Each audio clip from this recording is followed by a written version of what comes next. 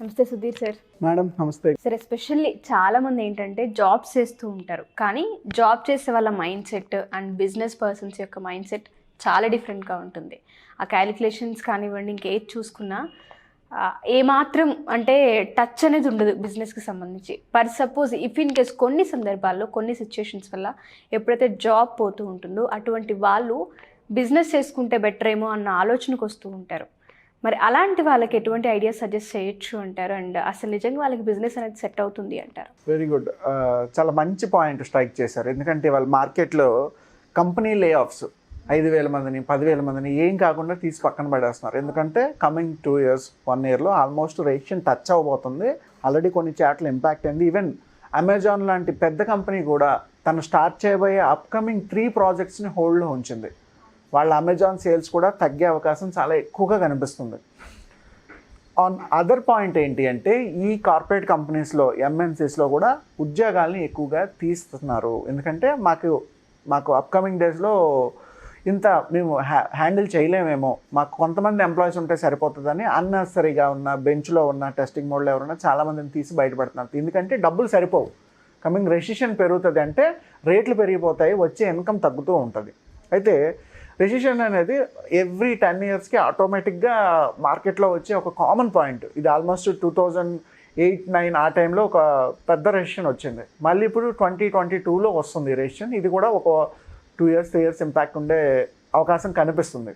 అయితే ఫస్ట్ ఎవరైనా ఆలోచించవలసింది, ఒకవేళ రెసిషన్ ఇంపాక్ట్ మనకు ఉంటే మనం ఈ జాబ్లో మనకి సెక్యూరిటీ ఉందా లేదా. ఒకవేళ లేకపోతే నేను ఈరోజు జాబ్ నుంచి బయట పడితే నేనేం చెయ్యాలి, నాకు ఇన్కమ్ సోర్సెస్ ఏంటి, నేను ఎలా డబ్బులు సంపాదించగలగాలి అన్నవి ఆలోచించినప్పుడు ఎవరు కూడా భయపడాల్సిన అవసరం లేదు. ఎందుకు భయపడతారు? వచ్చే income source all of a sudden ఆగిపోతుంది. ఎంప్లాయీని బయట తీసేసారంటే నెల అయ్యేసరికి 2 lakhs శాలరీ అనుకుందాం. 2 lakhs అంటే 2 lakhs కాదు, 3 lakhs ఎక్స్పెన్సెస్ ఉంటాయి రోజుకి. ఒక మంత్లో ఒక సాఫ్ట్వేర్ ఎంప్లాయీని చూసుకుంటే వచ్చే జీతం 2 lakhs, అయ్యే ఎక్స్పెన్సెస్ 3 lakhs. ఎలాగ క్రెడిట్ కార్డ్స్ డెబిట్ కార్డ్స్ ఇంకా అన్నీ యూజ్ చేసి. బట్ ఈ వచ్చే 2 lakhs ఇన్కమ్ కూడా రేపు సడన్గా ఆగిపోతే ఎక్కడ పరిగెడతారు వీళ్ళు? అయితే రెసిషన్ వస్తుంది కదా అని భయపడాల్సిన అవసరం లేదు. మన ఇండియాకి రెసిషన్ ఇంపాక్ట్ ఉంది, కానీ కంపారిటివ్లీ యూఎస్ యూరోప్ మార్కెట్ అంత ఎక్కువ లేదు. అంత హై ఇంపాక్ట్ మన మీద ఉండదు, కానీ రెసిషన్ ఎఫెక్ట్ కాస్తో కోస్తో ఉంటుంది. రెండోది, ఒకవేళ రెసిషన్ వచ్చి జాబ్ ఊడిపోతే నేను ఏం చెయ్యాలి, ఎలా డబ్బులు సంపాదించాలి అనేది ఆలోచించుకోవాలి. ఇటువంటి సిచ్యువేషన్లో యూజువల్గా ఉండే ఒక బెస్ట్ ఇంపాక్ట్ ఏంటి అంటే ఏదైనా స్టార్టప్ కానీ బిజినెస్ కానీ మొదలు పెట్టుకోవచ్చు. ఎటువంటి స్టార్టప్స్ బిజినెస్లు మొదలు పెట్టుకోవాలి? ఈరోజు నీట్గా ఒక రేమండ్ షోరూమ్ నేను కొత్తగా ఓపెన్ చేశాను అనుకోండి, వెళ్ళే అవకాశాలు చాలా తక్కువ ఉంటాయి. ఎందుకంటే రెసిషన్ అనేసరికి అన్నెసరీ ఐటమ్స్ ఏవి కొనరు, ఎక్స్పెన్సివ్ ఐటమ్స్ ఏవి కొనరు, ప్రీమియం ఐటమ్స్ ఏవి కొనరు. ఏదైతే బేసిక్ నీడ్స్ ఉంటాయో అవి ఖచ్చితంగా కొనుక్కొని తీరుతారు. ఇప్పుడు చూడండి, లాస్ట్ 2 years లాక్డౌన్ టైంలోని యూట్యూబ్ ఇండస్ట్రీ బీభత్సంగా హిట్ అయింది, టిక్టాక్ బాగా హిట్ అయింది, ఇన్స్టాగ్రామ్ బాగా హిట్ అయింది, ఫార్మసీ ఇండస్ట్రీ బాగా హిట్ అయింది, ఫుడ్ ఇండస్ట్రీ బాగా హిట్ అయింది, గ్రాసరీస్ ఇవి బాగా హిట్ అయ్యాయి, మిల్లెట్స్ ఇవి బాగా హిట్ అయ్యాయి, డ్రై ఫ్రూట్స్ ఇండస్ట్రీ బాగా హిట్ అయింది. అంటే చూడండి, ఒక ఇంపాక్ట్ పడింది ప్రపంచం మొత్తం మీద కరోనా అన్న వైరస్ వల్ల. కానీ దాన్ని బేస్ చేసుకొని కూడా ఎన్నో బిజినెస్ ఐడియాలు మార్కెట్లో పుట్టుకొచ్చాయి. యూనికార్న్ కంపెనీస్ కూడా అయిపోయాయి జస్ట్ 2 years టైంలోని. పెద్ద పెద్ద యూనికార్న్ కంపెనీస్ అన్నీ పడిపోయాయి కిందకి, అయినా కొత్త బిజినెస్లు పుట్టుకొంటూ వచ్చాయి. దీని ఇంపాక్ట్ ఏంటంటే మార్కెట్లో ఎప్పుడు ఏం జరిగినా ఆ సిచ్యువేషన్కి తగ్గట్టు బిజినెస్లు అడ్జస్ట్ అవుతూ ఉండాలి, వాళ్ళ బిజినెస్ మోడల్ని మారుస్తూ ఉండాలి, లేదా ఉన్న ప్రాబ్లమ్ని బేస్ చేసుకొని కొత్త కొత్త బిజినెస్ ఐడియాలు పుట్టుకొస్తాయి. వాళ్ళు చూడండి, రేపు రెసిషన్ ఇంపాక్ట్ వచ్చింది అనుకోండి, కొత్తగా ఎక్కువ మంది కార్లు కొనరు, మొబైల్స్ కొనరు, ల్యాప్టాప్స్ కొనరు, హౌసెస్ కొనరు, లగ్జరీ ప్రొడక్ట్స్ కొనరు, ట్రావెలింగ్ కొంచెం తగ్గిస్తారు. కానీ డే టు డే లైఫ్లో మనకు అవసరమైన ఫుడ్ కానీ, గ్రాసరీస్ కానీ, మెడికల్ కానీ, హెల్త్ కానీ, ఇన్సూరెన్సెస్ కానీ ఇవన్నీ తగ్గే అవకాశం లేదు, ఇవి ఇంకా పెరుగుతాయి. సో అటువంటి బిజినెస్ మోడల్స్ ఎవరైనా స్టార్ట్ చేసుకోగలిగితే, లేదు నిత్యం డిమాండ్ ఉన్న బిజినెస్ మోడల్స్ కూడా కొన్ని ఉంటాయి. వాళ్ళు చూడండి, ట్రైనింగ్ అనేది ఎప్పుడూ evergreen demand model, play schools, education అనేది evergreen model, water food evergreen model, nutrition toys evergreen model. ఇటువంటి ఇండస్ట్రీస్లో ఎవరైనా ఫోకస్ చేస్తే ఆ బిజినెస్లు మళ్ళీ తొందరగా పుంజుకునే అవకాశం ఉంటుంది. ఇప్పుడు మీరు రెసిషన్లోంచి కొత్తగా ఇంకొక అన్వాంటెడ్ బిజినెస్ స్టార్ట్ చేశారనుకోండి, మళ్ళీ ఇబ్బంది పడతారు. అప్పుడు మీకు ఒపీనియన్ ఎలా ఉంటుంది అంటే జీవితంలో బిజినెస్ చేయకూడదు అనుకుంటారు. ఎందుకంటే రైట్ టైంలో రైట్ డెసిషన్ తీసుకోవడం కూడా ఇంపార్టెంట్ అండి. ఏ బిజినెస్ పెడితే ఆ బిజినెస్ అందరికీ సూట్ అవ్వదు, ప్రతి టైంలోని ప్రతి ప్లేస్లోని ప్రతి బిజినెస్ వర్కౌట్ అవ్వదు. ఇప్పుడు చూడండి, ఒక రిసార్ట్ని తీసుకెళ్ళి ఊరు బయటలోనే పెట్టాలి, ఊరు మధ్యలో ఒక రిసార్ట్ పెడితే క్లిక్ అవ్వదు. ఒక మల్టీప్లెక్స్ థియేటర్ సిటీ మధ్యలోనే ఉండాలి, ఊరు బయట క్లిక్ అవ్వదు. ఈరోజు చూడండి, రాబోయేది న్యూ ఇయర్కి డైరీ సేల్స్ చాలా ఎక్కువ అవుతాయి, జిమ్ సబ్స్క్రిప్షన్ చాలా పెరుగుతాయి, స్మోకింగ్ డ్రింకింగ్ హ్యాబిట్ చాలా తగ్గుతుంది. నమ్ముతారో నమ్మరు, ఎందుకంటే జనవరి వచ్చేసరికి అందరూ న్యూ ఇయర్కి రెజల్యూషన్స్ తీసుకుంటారు. నేను ఇయర్ నుంచి స్మోకింగ్ మానేస్తా, డ్రింకింగ్ మానేస్తా, ఫిట్నెస్ పెంచుతా అని చెప్పి జిమ్ సబ్స్క్రిప్షన్స్ అన్నీ పెంచుతారు. ఆల్కహాల్ సేల్స్ తగ్గుతాయి, టొబాకో సేల్స్ తగ్గుతాయి, ఈ డైరీస్ స్టేషనరీ వీటి సేల్స్ పెరుగుతాయి. ఎందుకంటే న్యూ ఇయర్ డైరీస్ ఎక్కువ మంది కొని అందరికీ గిఫ్ట్స్ ఇస్తూ ఉంటారు, స్టేషనరీ పెరుగుతూ ఉంటాయి. ఈ హోల్డర్స్ కానీ కీ చైన్స్ కానీ గిఫ్ట్ సేల్స్ ఈ వన్ మంత్ చాలా బాగా జరుగుతాయి. బట్ ఫిబ్రవరి మార్చ్ వచ్చేసరికి జిమ్ సబ్స్క్రిప్షన్స్ మళ్ళీ తగ్గుతాయి, మళ్ళీ వీటి సేల్స్ పెరుగుతూ ఉంటాయి అనమాట. అంటే ఒక బిజినెస్ చేయడానికి ప్లేస్ ఇంపార్టెంట్, టైం కూడా ఇంపార్టెంట్. ప్రతి ప్లేస్లో ప్రతి బిజినెస్ వర్కౌట్ అవ్వదు, ప్రతి టైంకి ప్రతి బిజినెస్ వర్కౌట్ అవ్వదు.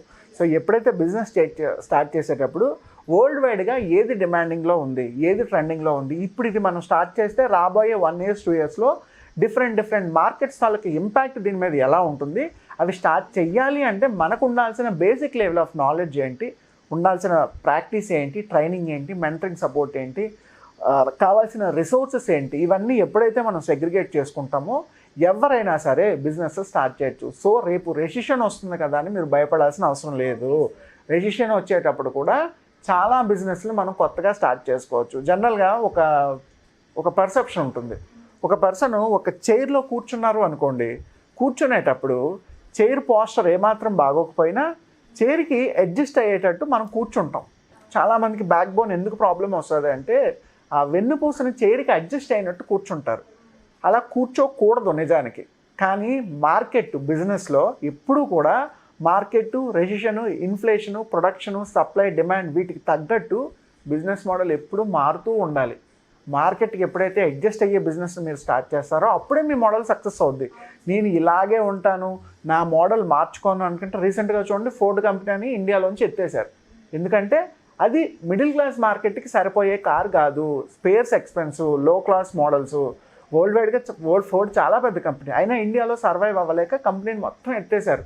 ఎందుకంటే మన మార్కెట్కి అది సూటబుల్ అవట్లే. కానీ హ్యుండాయ్ చూడండి, మారుతి చూడండి, వాటి సేల్స్ ఇంకా పెరుగుతూనే ఉన్నాయి. ఇది జరిగేటప్పుడు ఖచ్చితంగా మార్కెట్కి అడ్జస్ట్ అయ్యే విధంగా మన బిజినెస్ మోడల్ని మనం మార్చుకోవాలి. ఎప్పుడైతే అలా అడ్జస్ట్ చేసుకుంటామో ఇంకొక రెసిషన్ వచ్చినా భయపడక్కర్లేదు, ఇంకో కరోనా వచ్చినా భయపడక్కర్లేదు, ఇంకో ఇంపాక్ట్ వచ్చినా భయపడక్కర్లేదు. దానికి తగ్గట్టు మన మోడల్స్ మనం మార్చుకుంటూ ఉండాలి. బిజినెస్ ఐడియా ఎందుకు సక్సెస్ అవుతుంది అంటేనండి, ఒక పాయింట్ చెప్తాను. ఎవరైనా వాళ్ళు వచ్చి, సుధీర్ గారు మీరు ఒక బిజినెస్ ఐడియా మాకు చెప్పండి అంటే, నేను రఫ్గా ఒక 6 monthsకి రోడ్ మ్యాప్ రాసి ఇచ్చేస్తాను క్లియర్గా, ఇది చెయ్యండి ఇలా చేస్తే సరిపోతుందని. కేవలం ఒక మనిషి ఇంకొక మనిషిని ఎప్పుడూ కూడా పక్క నుండి వేలు పెట్టి నడిపించలేడు. మీకు వెళ్ళే దారిలో ఒక బ్లాకేజ్ ఉంది, అక్కడ దాన్ని ఎలా క్లియర్ చేసుకోవాలో చెప్తారు. ఒక పాయింట్ దగ్గర బిజినెస్ డౌట్గా ఉంది, ఎక్కడ క్లియర్ చేసుకోవాలో చెప్పొచ్చు. లేదా ఒక పాయింట్ మీకు తెలియట్లేదు, దాంట్లో ఇంకొకటి ఎక్స్పర్ట్ కాబట్టి ఆ విషయాన్ని మీకు చెప్పగలడు. అంతే తప్పించి ఫుల్ మానిటరింగ్లో మీరు ఎప్పుడు బిజినెస్ సక్సెస్ అవ్వలేరు. మీరు చేసేది 80%, నాలాంటి వాడు ఇచ్చేది ఒక 20% సపోర్ట్. జిమ్ చూడండి, వర్కౌట్ చేసేటప్పుడు 80% ఫుడ్ డైట్ ఉండాలి, 20% వర్కౌట్ చేస్తే సరిపోద్ది. ఇక్కడ కూడా 80% మీ పార్టిసిపేషన్ ఉండాలి, 20% నా మానిటరింగ్ ఉండాలి. ఎప్పుడైతే ఆ మానిటరింగ్, అది నేనే కాదు, ఏ బిజినెస్ మెంటర్ అయినా ఏ కోచ్ అయినా సరే ఏం చెప్తారు, అవుట్లైన్, మీరు ఈ ప్రాబ్లమ్ని ఇక్కడ స్టక్ అయ్యారు. ఎందుకంటే వరల్డ్ క్లాస్ మార్కెట్ అంతా చూస్తాం కాబట్టి, డిఫరెంట్ బిజినెస్ మోడల్స్ ఎప్పుడు బ్రెయిన్లో తిరుగుతుంటాయి కాబట్టి, డిఫరెంట్ కేస్ స్టడీస్ రెగ్యులర్గా చదువుతాం కాబట్టి, సో అక్కడ ఏదైనా బ్లాకేజ్ వచ్చినప్పుడు దాన్ని ఇలా కాదు ఇలా చేస్తే బాగుంటుందని చెప్పగలం. At the same time end of the day participate చేయాల్సింది, వర్కౌట్ చేయాల్సింది, గైడ్ని ఫాలో అవ్వాల్సింది కూడా ఒక బిజినెస్ పర్సనే. సో ఏ పర్సన్ అయినా సరే ఒక మానిటరింగ్లో ఎప్పుడైతే ఉంటారో సక్సెస్ అయ్యే అవకాశాలు 80% ఉంటాయి, 100% కాదు, 80% దాకా ఉంటాయి. ఆ రిమైనింగ్ 20% అనేది కూడా ఫెయిల్ అయ్యే అవకాశం ఉంది. కానీ మానిటరింగ్ కూడా లేదనుకోండి, 90% ఫెయిల్ అయ్యే అవకాశాలు ఉంటాయి, 10% మాత్రమే సెల్ఫ్ సస్టైనబుల్గా సక్సెస్ అవుతుంటారు. సో ఖచ్చితంగా ఎప్పుడైనా బిజినెస్ చేసేటప్పుడు పీస్ ఆఫ్ అడ్వైస్, అది ఒక ఫ్రెండే అవ్వచ్చు, ఫాదరే అవ్వచ్చు, ఇంట్లో అంకులే అవ్వచ్చు, బిజినెస్ చేసేవాళ్ళు, లేదా తెలిసిన ఫ్రెండ్స్ ఎవరైనా అయి ఉండొచ్చు, మీ బాసే అయి ఉండొచ్చు, వాళ్ళ దగ్గర నుంచి కూడా ఇన్పుట్స్ తీసుకోవాలి ఎప్పుడైనా సరే. జనరల్గా బిజినెస్ ఎవరైనా స్టార్ట్ చేద్దాము అనుకుంటే 3 waysలో మనం మన క్లయింట్స్కి కన్సల్టేషన్ చేస్తాం. ఒకటి 1-to-1 అపాయింట్మెంట్స్. ఇది ఆన్లైన్లోని ఆఫ్లైన్లోని జరుగుతాయి. 1-to-1 అపాయింట్మెంట్ అంటే ఇలా ఒక క్లయింట్ వచ్చేటప్పుడు వాళ్ళతో కనీసం 3 అవర్స్ నేను టైం స్పేర్ చేయాలి. మనం ఈ ఐడియాని డిస్కస్ చేసినప్పుడు 5-10 మినిట్స్లో మనం చేయలేము. కనీసం 3 అవర్స్ మనం ఎప్పుడైతే టైం స్పేర్ చేసి అన్ని ఇన్పుట్స్ తీసుకొని అసలు వాళ్ళ మైండ్ ప్రకారం ఐడియాలజీ ప్రకారం ఏదైతే వర్క్ చేయగలమో అప్పుడు మాత్రమే మనకు క్లారిటీ వస్తుంది. అది లేదు అనుకోండి, మనం అసలు ఎటువంటి బిజినెస్ మోడల్ వాళ్ళకి చెప్పలేం. రెండోది వర్క్షాప్స్.